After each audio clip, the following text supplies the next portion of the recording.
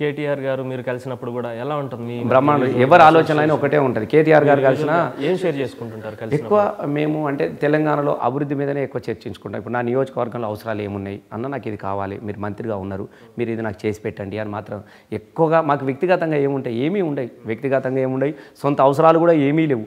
ఏ అవసరాలను కూడా ప్రజల అవసరాలే. కాబట్టి నేను ఆయనతో కలిసిన ప్రతి క్షణాన్ని కూడా ప్రజలకు అవసరం ఉన్న దాన్నే అడుగుతా, దాన్ని చేయించుకునే ప్రయత్నం చేస్తాను. ఓకే, ఇప్పుడు కేటీఆర్ గారికి చాలా ప్రజాభిమానం రోజు రోజుకి పెరుగుతుంది. ఎస్పెషల్లీ ఆయన సోషల్ మీడియాలో యాక్టివ్గా ఉండటం, ఎవరైనా ప్రాబ్లం చెప్పగానే చిటికలో అది సంబంధిత అధికారులను పంపించేసి సాల్వ్ చేయటం. కొంతమంది అయితే నెక్స్ట్ సీఎం కూడా కేటీఆర్ గారే అని కొంతమంది సోషల్ మీడియాలో నెటిజన్స్ అంటుంటారు. దాని మీద మీరు? ఇప్పుడు అనుకుంటాడు, ఏదైనా అంటాడు, అరే రోజు బయట ఆయన వెంటనే ప్రధానమంత్రి అయితే మంచిగా, మోడీ దిగిపోయిన ఎక్కితే ఎట్లుంటుంది అని పెడతాడు ఒకటి. మీ కామెంట్ చెప్పమంటాడు, మనం అందరూ చెప్తామా? అవుతుందా? అది నేను ఒకటే విషయం, ఇప్పుడు అసలు ఆ ప్రస్తావన లేదు. ఇప్పుడు తెలంగాణను ఎన్నో త్యాగాల సాక్షిగా కొట్లాడి తెలంగాణ తీసుకొచ్చుకున్నాం.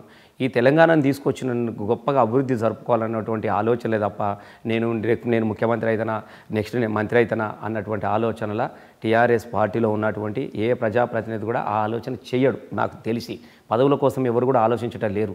ఈ ప్రాంతం ఎట్లా అభివృద్ధి చెందాలని దాని మీదనే ఆలోచనలు ఉన్నాయి తప్ప ఎవరు ముఖ్యమంత్రి అనేది అసలు ఆ ఆలోచన కూడా చాలా రాంగ్ ఆలోచన.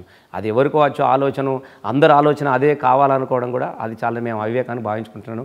కేసీఆర్ ఉన్నంత కాలము అది కేసీఆర్ మాత్రమే చేయగలిగినటువంటి ఒక గొప్ప పదవి. కాబట్టి అట్లాంటి ఆలోచనలు ఎవరూ చేయట్లేదు.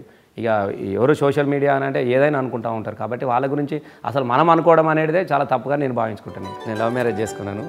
ఒక ముస్లిం అమ్మాయి, ఒక హిందూ అబ్బాయి. స్వీట్ మెమరీస్ ఉండే, అన్ని హాట్ మెమరీస్ అయితే ఉంటాయి.